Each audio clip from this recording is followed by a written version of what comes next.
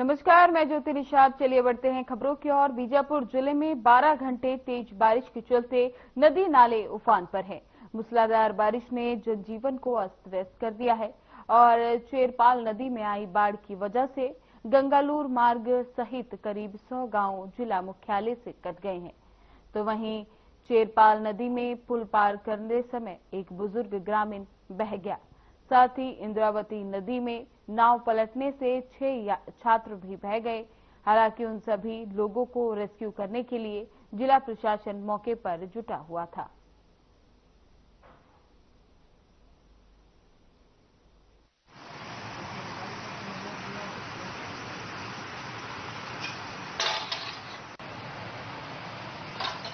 कहाँ का आदमी बोल के वही क्या आवापल्ली का है बोलते तो कहाँ रेडी जा रहा था तो 9:30 को जी सुबह। वो लोग नहीं बताए इसलिए वो डॉक्टर गिर गए। कल जो बारिश लगातार बीजापुर जिला में हो रही है, जिससे काफी क्षेत्रों को आप देख पा रहे हैं। मेरे पीछे जो ये नदी दिख रहा है, ये जो नदी है बीजापुर मुख्यालय से गंगालूर को जोड़ने वाला चेरपाल का ये नदी है। इस नदी में कल एक बुजुर्ग डूबा है। बताया जा रहा है कि आवापल्ली से रेड्डी की ओर जा रहा था। उस वक्त जबरदस्ती नशे में था और अपने मन मर्जी में नदी की ओर गया और नदी में घुसने से बह गया।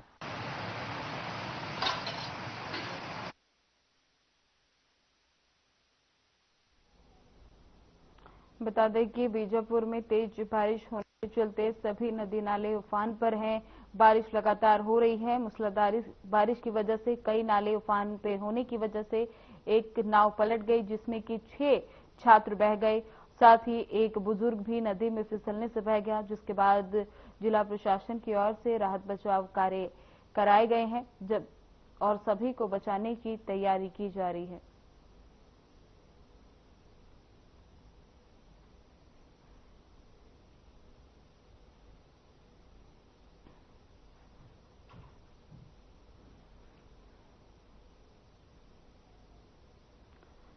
बता दें कि लगातार तेज बारिश के चलते नदी नाले उफान पर हैं। मूसलाधार बारिश ने लोगों का जनजीवन अस्त व्यस्त कर दिया है।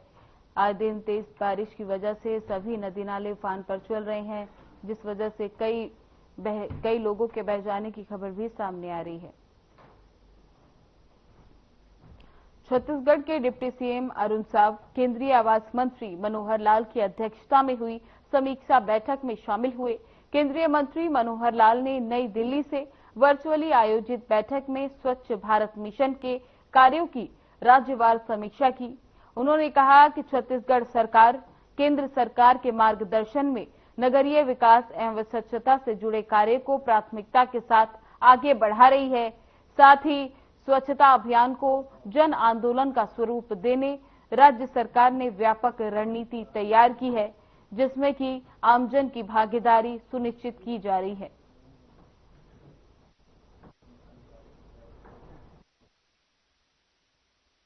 केंद्रीय आवासन एवं शहरी विकास मंत्री मनोहर लाल खट्टर जी ने देश भर के सभी नगरीय प्रशासन मंत्री और अधिकारियों की बैठक की। बैठक में आने वाले स्वच्छता की गतिविधियों को लेकर उन्होंने चर्चा की। स्वच्छता पुरस्कार 24-25 संपन्न हुआ। उसमें हमारे 3 शहर स्वच्छ सुपर लीग में चयनित हुए, अंबिकापुर, पाटन और विश्रामपुर। अब इस अभियान को और बढ़ाने के लिए ये जो स्वच्छता सुपर लीग में चयनित जो शहर हैं, वो अपने साथ एक एक निकाय को और स्वच्छ बनाएंगे और आगे चल के उन दोनों शहरों के आधार पर रैंकिंग होगी और एक विस्तृत कार्य योजना स्वच्छता को लेकर, स्वच्छता के लिए जो गतिविधियां अलग अलग राज्यों में चल रही है, उन सब की समीक्षा उन्होंने की है।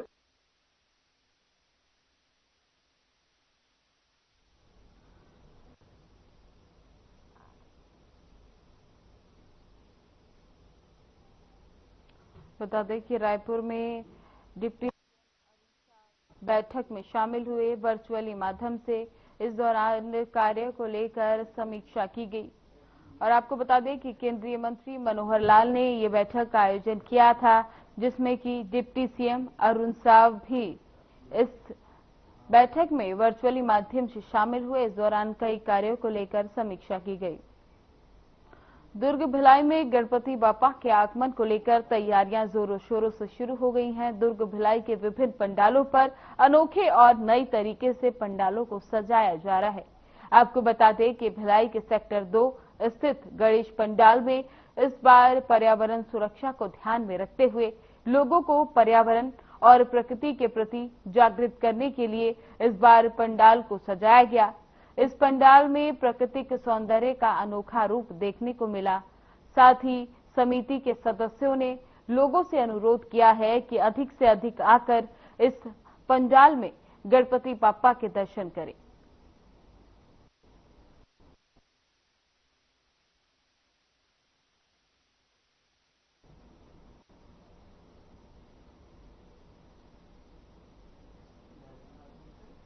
खबर राजनांदगांव से है, जहां ग्रामीणों ने ग्राम टूरीपाड़ क्षेत्र रोड समस्या को लेकर पीडब्ल्यूडी ऑफिस का घेराव किया। ग्रामीणों का कहना है कि टूरीपाड़ से कलेवा 3 किलोमीटर और टूरीपाड़ से ठेलकडी 5 किलोमीटर रोड एकदम खराब है। टूरीपाड़ ग्रामीण 10 साल से रोड के सुधार की मांग कर रहे हैं, लेकिन खराब रोड को लेकर लगातार दुर्घटनाएं भी सामने आ रही हैं, जिसे लेकर ग्रामीणों ने मांग की है कि जल्द से जल्द रोड ठीक करवाई जाए।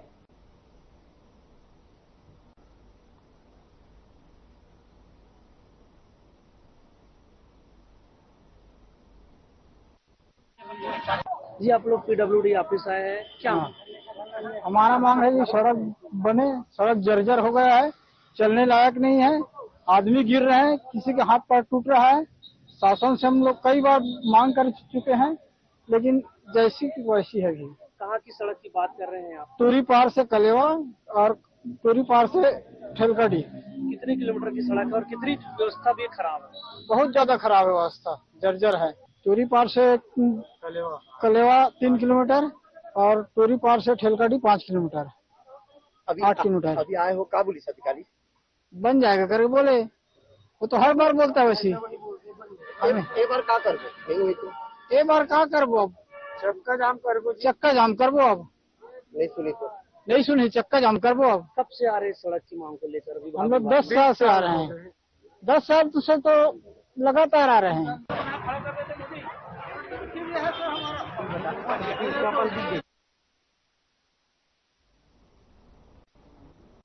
बीजेपी के मुख्य प्रवक्ता और सांसद संतोष पांडे ने एक बयान जारी करते हुए कहा कि बाघेल ने अपनी पूरी सरकार को कोयला, शराब, पीएससी, डीएमएफ, महादेव सट्टा ऐप समेत कई अनेक घोटालों में झोंक दिया और उनमें अनेक नेता, अधिकारी, दलाल जेल में बंद हैं। बाघेल और उनकी सरकार ने कभी बस्तर के आदिवासियों की फिक्र तक नहीं की। आज जो रेड्डी की उम्मीदवार बनने वाली कांग्रेस के पूर्व मुख्यमंत्री बाघेल भाषा की मर्यादा तक भूल बैठे हैं। वास्तव में सच जो होता है वो सर चढ़ के बोलता है और ये स्पष्ट हो गया है कि कांग्रेस का हाथ माओवादियों के साथ, कांग्रेस का हाथ बस्तर में आदिवासियों की हत्या करने वालों के साथ रहा है। हम सब जानते हैं कि जिस प्रकार की भाषा का प्रयोग भूपेश बघेल ने किया है माननीय अमित शाह जी के लिए, ये घोर निंदनीय है। और इसलिए भी कि जो व्यक्ति अपनी पूरी सरकार को कोल स्कैम में, कोल घोटाले में जो झोंक दिया, जिसके अनेक आईएएस अफसर जेल में रहे, महादेव सट्टा में छत्तीसगढ़ के तरुणाई को लत लगाने का काम किया, आदत बिगाड़ने का काम जिन्होंने किया और जिनके ऊपर एफआईआर दर्ज है 518 करोड़ प्रोटेक्शन मनी लेने के आरोप में, और जिनके डीएमएफ घोटाले में, और मैं नाम नहीं लेता, अनिल टुडेजा से लेकर के कितने लोग, पीएससी भर्ती घोटाले में भाई भतीजा परिवार जो उसके प्रमुख थे टावन सिंह सोनवानी, यानी पूरी उनकी सरकार भ्रष्टाचार में जो लिप्त रही और जो कभी बस्तर के आदिवासियों का जो ध्यान नहीं दिए, आज ऐसे व्यक्ति को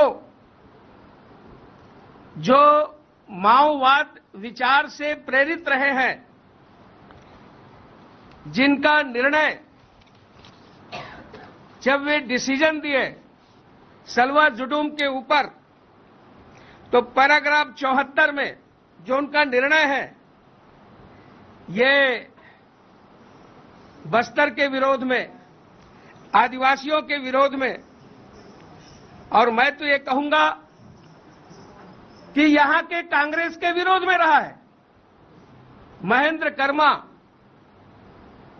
नंद कुमार पटेल और जितने बड़े बड़े लीडर जो वहां मृत्यु को प्राप्त हुए, मारे गए, यदि सलवा जुडूम जिसके समर्थक थे कर्मा जी, यदि सलवा जुडूम ये संस्था चलती जो पुलिस की सहयोगी के रूप में थी, तो बहुत जल्दी नक्सलवाद समाप्त करने में सहायता मिलती। जिसको सलवा जुडूम खत्म हो जाए, ये निर्णय उन्होंने दिया। और इतना ही नहीं, उन्होंने यहां की सरकार की आर्थिक व्यवस्था कैसी है और उस व्यवस्था के लिए ये जो कर रहे हैं, ये क्रांतिकारी का रूप है। इस भाषा को उन्होंने प्रयोग किया, क्रांतिकारी, यानी ये किस विचारधारा के हैं? बी सुदर्शन रेड्डी, जिसको Congress party, Indian national Congress ने अपना उपराष्ट्रपति पद के लिए उम्मीदवार बनाया है। भारत जैसे दुनिया के बड़े लोकतांत्रिक देश में ये नंबर 2 में आते हैं। ये जो पद है, ऐसे पद पर ऐसे व्यक्ति का होना, उसके लिए उम्मीदवार बनाना, ये देश के लिए चिंता का विषय है।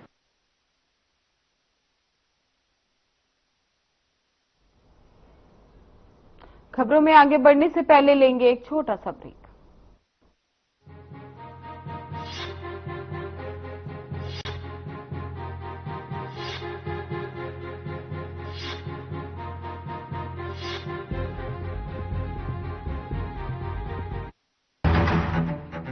ये कहानी है उस छत्तीसगढ़ की जिसने पहचान से सम्मान तक की 25 वर्षों की यात्रा पूरी की। 1999 में जब अटल बिहारी वाजपेयी देश के प्रधानमंत्री बने, तो उन्होंने छत्तीसगढ़ को अलग राज्य का दर्जा देने की घोषणा की। 1 नवंबर 2000 को भारत के नक्शे पर एक नई लकीर उभरी।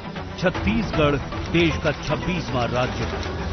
अब वर्ष 2025 छत्तीसगढ़ राज्य के इतिहास में एक महत्वपूर्ण पड़ाव के रूप में दर्ज हो रहा है। ये वो वर्ष है जब राज्य अपनी 25 वर्षों की यात्रा पूरी कर रहा है। राज्य की जीडीपी अब 6 लाख करोड़ से अधिक हो चुकी है। राज्य का बजट आकार 1,65,000 करोड़ तक पहुंच चुका है। शासकीय विद्यालयों की संख्या 56,615 हो चुकी है। इन विद्यालयों में शिक्षकों की संख्या 2,78,000 हो गई है। शासकीय महाविद्यालयों की संख्या 335 और विश्वविद्यालय 26 हो चुके हैं। जिला अस्पताल 6 से बढ़कर 30 हो गए। घरेलू विद्युतीकरण 100% तक पहुंच चुका है और राष्ट्रीय, राज्य व ग्रामीण सड़कों के जाल तक विकास की नई परिभाषा रची है। 1 नवंबर 2000 से लेकर आज तक और अनंत काल तक छत्तीसगढ़ महतारी का आंचल समृद्ध होता रहेगा। अपने श्रम और संकल्प से राज्य की आने वाली पीढ़ियां भी छत्तीसगढ़ को भारत के विकास में मजबूत साझेदार बनाती रहेंगी।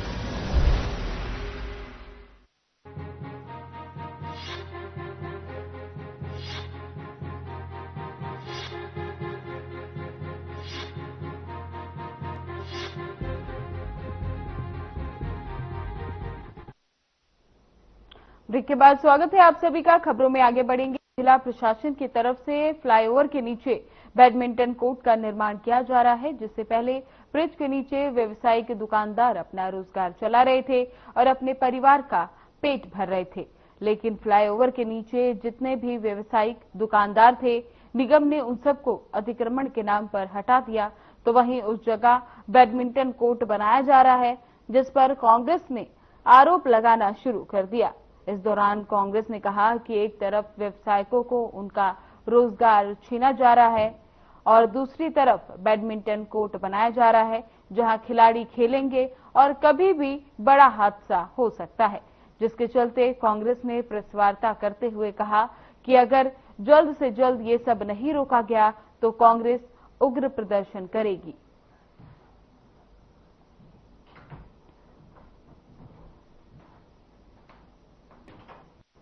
फ्लाईओवर के नीचे बैडमिंटन संवेदनशील मामला कि फ्लाईओवर के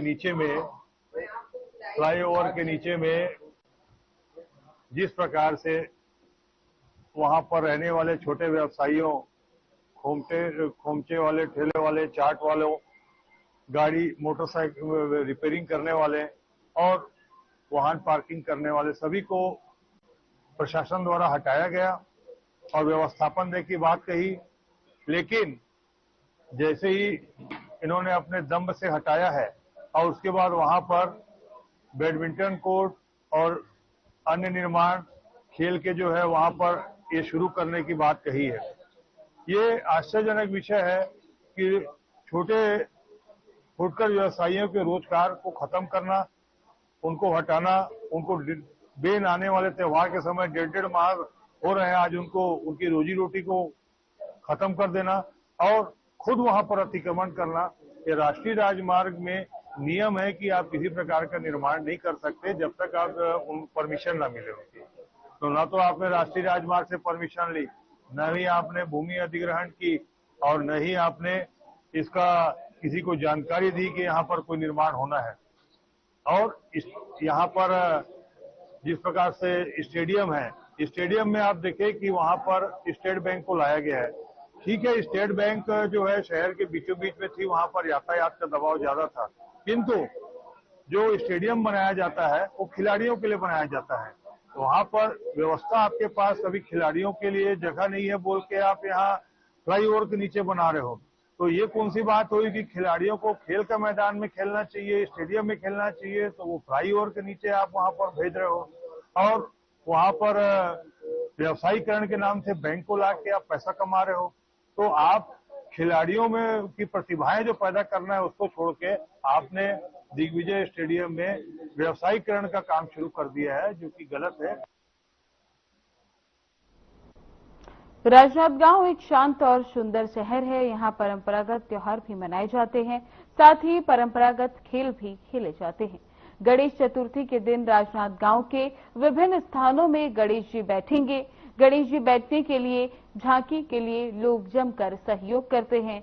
श्री सेवा समिति के वीरेंद्र चौहान ने बताया कि इस बार राजनांदगांव में सहदेव नगर स्थित श्री सेवा समिति अमेरिका की तर्ज पर डिज्नीलैंड का निर्माण किया जा रहा है। एक तरफ बच्चे गणेश जी के दर्शन करेंगे तो दूसरी तरफ सभी वर्ग के लोग डिज्नीलैंड का भी आनंद लेंगे।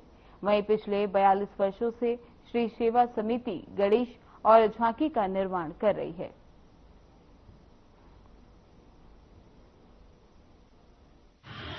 हमारे यहाँ उमंग गणेश समिति द्वारा लगभग 2700 वर्ष है लगातार।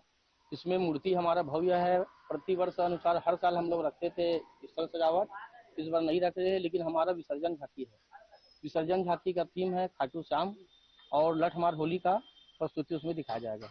पहले अभी में अंतर हुई नहीं, लेकिन हम लोग ये कार्य ज्यादा से ज्यादा बेहतर करने की कोशिश करें समिति के द्वारा। और हमारा समिति ऐसा है कि समिति पूरे कार्यकर्ता मिलजुल के काम करते हैं। बोलो गणेश भगवान की जय।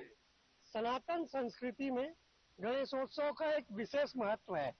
गणेशोत्सव सभी को एक साथ जोड़ने का पर्व है, जिसमें हर धर्म संप्रदाय के लोग मिलकर गणेश जी की प्रतिमा स्थापित करते हैं और हर्षोल्लास उमंग के साथ यह सभ्यता को हमेशा मनाते आ रहे हैं। बाल रत्न मंच गणेशोत्सव सेवा समिति रामाधीन मार्ग द्वारा इस वर्ष सांस्कृतिक रूप से गणेश जी की भव्य आकर्षक 16 फीट ऊंचाई की प्रतिमा स्थापित की जा रही है। मेरी संस्कृति मेरा आधार को सिरोधार्य करते हुए गणेश प्रतिमा में विभिन्न धार्मिक, सामाजिक, सांस्कृतिक, खेलकूद के विभिन्न आयोजन 11 दिवसीय इस पंडाल परिसर में किए जाएंगे। अंत में विशाल भंडारे का आयोजन किया गया है। लोगों को मेहनत है।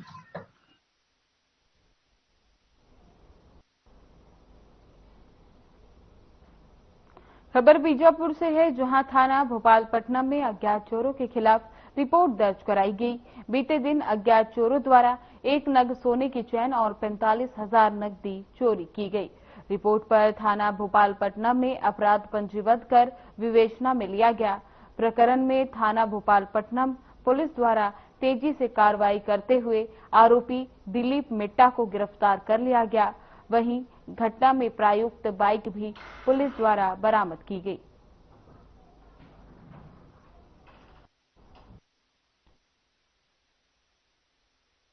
सोने की चैन कीमती 1.5 लाख रुपए एवं नगद 45,000 रुपए चोरी होने की रिपोर्ट थाना भोपालपट्टनम में दिनांक 22 अगस्त को दर्ज करवाई गई थी, जिस पर त्वरित कार्रवाई करते हुए थाना भोपालपट्टनम पुलिस की टीम द्वारा शंडरापारा से आरोपी दिलीप मिट्टा को प्रकरण में हिरासत में लेकर पूछताछ किया गया और साथ ही उसकी निशानदेही पे सोने की चैन और नगद रकम में से 5,900 रुपये बरामद किया गया है और इसी प्रकरण में आरोपी को गिरफ्तार करके उसको न्यायिक रिमांड पर माननीय न्यायालय के समक्ष पेश किया गया।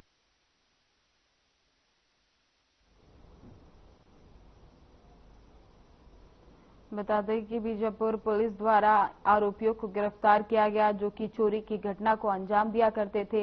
इस दौरान पुलिस ने चोरी की गई 1 नग की सोने की चैन और 45,000 रुपए नकद बरामद किए, जिसके बाद पुलिस ने आरोपी को गिरफ्तार कर जेल में डाल दिया।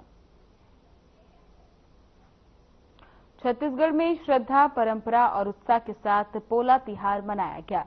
बिलासपुर में बैल पूजा और बैल दौड़ प्रतियोगिता का खास आयोजन हुआ। इस मौके पर गली मोहल्ले पारंपरिक व्यंजनों की खुशबू से महक उठे और मंदिरों में विशेष पूजा अर्चना हुई। पोला पर्व पर बिलासपुर में आयोजित बैल दौड़ और साज सज्जा प्रतियोगिता में ग्रामीणों और शहरवासियों की भारी भीड़ उमड़ी। देखिए हमारी खास रिपोर्ट।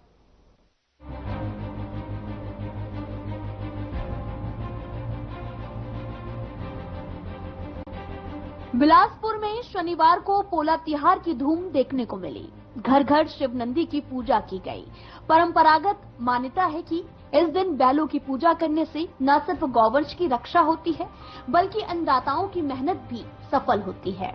गांव-गांव में महिलाएं और बच्चे इस त्योहार में पूरे उत्साह से शामिल होते हैं। गली मोहल्ले ठेठरी खुरमी जैसे पारंपरिक व्यंजनों की खुशबू से महक उठे। प्रतियोगिताओं में कुल 11 जोड़ियों ने भाग लिया। सबसे पहले साज सज्जा प्रतियोगिता हुई, जिसमें परंपरागत श्रृंगार से सजे बैलों को मैदान में उतारा गया। बैलों को फूलों की माला, मुकुट, रंग बिरंगी सजावट से सजाया गया। साज सज्जा प्रतियोगिता में परदेसी मरकाम के बैल पहले स्थान पर रहे, अशोक साहू के बैल दूसरे स्थान पर और नर्मदा नाहू के बैल तीसरे स्थान पर रहे। आदर्श युवा मंच द्वारा जो पोला तिहार विगत कई वर्षों से मनाया जा रहा है, ये कहें कि दशकों से मनाया जा रहा है, ये अपने आप में अद्वितीय आयोजन है और छत्तीसगढ़ के लोक पर्व को इस उदाहरण के साथ मनाना और अपनी संस्कृति को जिंदा करना, इसके लिए आदर्श युवा मंच का धन्यवाद करता हूं। वैश्वीकरण के इस युग में या विकासवाद के इस युग में हम गाँव को छोड़ रहे हैं। ये आयोजन गाँव से शहर को जोड़ने का प्रतीक नहीं, ये आंदोलन है। इस ऐसे आयोजनों को प्रोत्साहित करने के लिए पूरी ताकत के साथ सहयोग कर रही है। हल जिनसे खेती की जाती है और फिर उसके बाद बैलों की पूजा पोला के दिन की जाती है, फिर माताएं अपने तीजा मनाएंगी।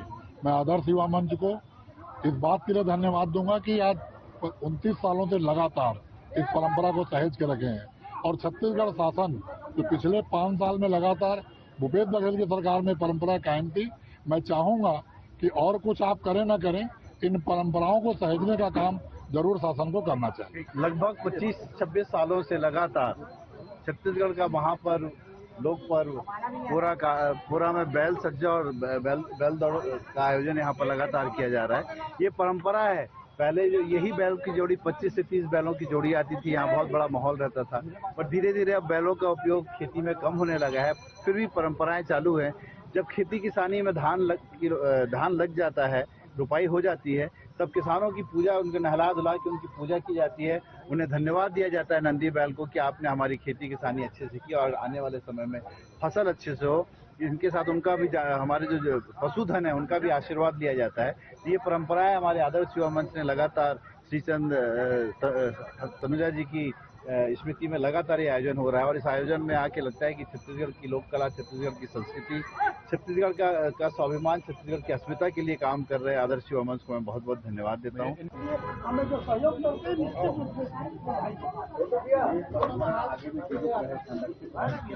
संरक्षित रहे, जीवित रहे, उसमें सबसे बड़ा मूल कारण रहेगा बैलों का। जब बैल ही नहीं रहेंगे तो हम अब आप दौड़ेंगे नहीं उनकी जगह पे, फिर मिट्टी के बैल की पूजा होगी। और जो हालात अभी वर्तमान में है कि जो किसान जिस तरीके से बाजारीकरण के चलते ट्रैक्टर का उपयोग कर रहा है, बैल लुप्त हो रहे हैं, तो मुझको लगता है कि आने वाले समय में हमको लकड़ी का और मिट्टी का बैल दौड़ाकर इसकी रफ्तागी करनी। बिलासपुर में पोला तिहार। फिलहाल बुलेटिन में बस इतना ही। बने रहे हमारे साथ। नमस्कार।